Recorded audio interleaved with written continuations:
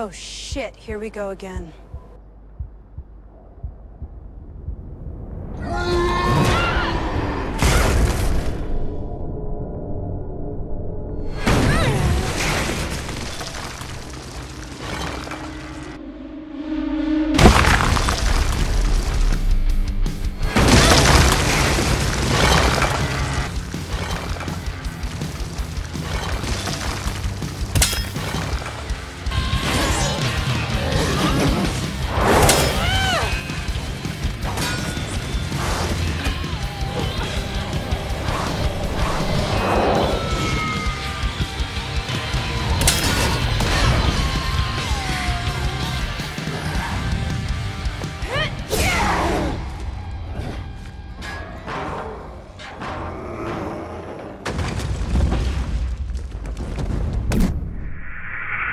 I know, you don't believe that's AI, but thanks to Kling 3.0, that's exactly what it is.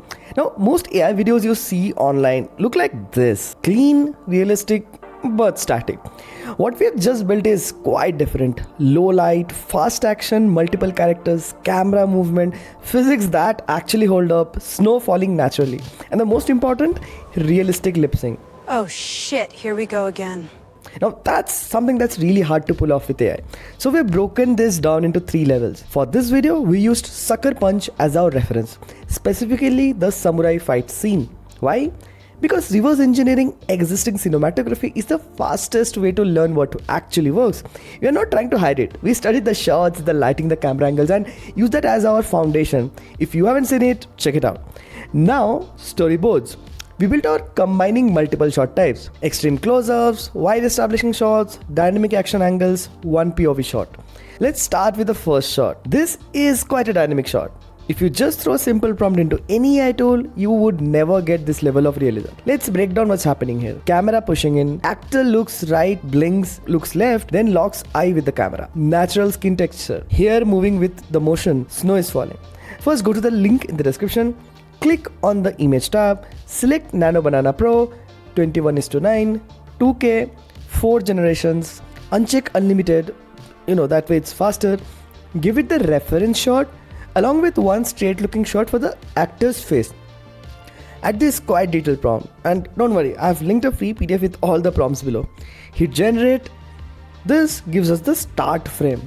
What we need to generate now is the end frame. Now there are 2 ways to generate it. We can either use the same method as before to get a close-up shot, or we can use Higgsfield's multi-shot feature. That way, it gives us a 3x3 grid of other angles for the same shot.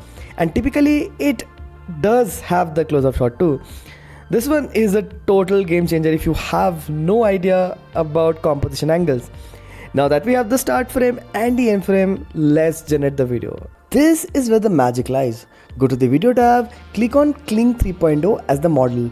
Add the start frame and the end frame that we just generated. Give it a detailed prompt like this. Now elements is something interesting. We would come to it in level 2. Select duration, let's say 6 seconds. Select the aspect ratio to 16:9. Resolution 1080p and hit generate. Look, I'm not asking you to subscribe. The top 1% people who see where this is going have already hit that button. If you don't, cool, but don't complain when you can't find this gem again. Alright, let's take a look at the final result. Welcome to level 2. Let's do this shot now. We're starting with the same workflow, but this time we're adding native audio. At the start frame and end frame, type the following prompt. Ensure the dialogue is in quotes just to be doubly sure. Select sound on, hit generate and wait for the final result.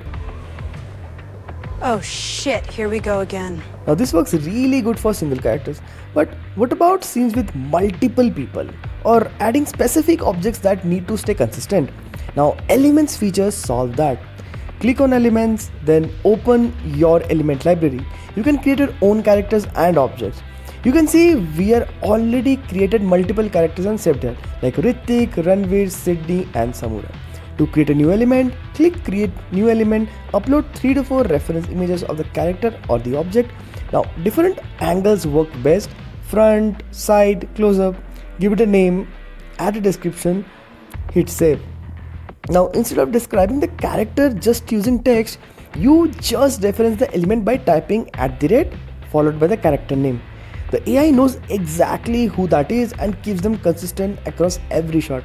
This is especially helpful when you can't add these characters in the start frame or the end frame, and specifically in multi-shots where they appear in between frames. For example, Ritik and Ranveer fighting in temple, samurai watching in the background. Now, Kling 3.0 keeps all of them visually consistent, even across camera movements. That's quite powerful. But what about full fight sequences? Multiple angles, camera cuts, action that flows across many shots. Now that's level 3. Look at this. Multiple camera angles, low shots, wide shots, close-ups during impact. If you want to create something similar, here's the most advanced workflow. The key is Kling's 3.0's multi-shot feature. Instead of generating one single frame at a time, you describe multiple shots in sequence and it creates them all connected. Now here's the setup. Go to video, this time toggle multi-shot on. Upload your start frame. Now you will see shot 1, shot 2, shot 3, etc. For each shot, describe the camera angle and the action. For an example, let's say shot 2, we select for only 2 seconds. A dynamic, low-angle action shot of the warrior jumping high into the air, raising her katana to strike. Then shot 3, let's say 3 seconds, a close-up, high-speed impact shot showing the katana slicing through blood and metal splinters and dust flying into the air. Similarly, other shots. Now each shot has a duration control, elements control, camera angle and action beats as the prompt description. Now you can keep adding more shots as you like. Then once you're satisfied, hit generate. And this is the final result.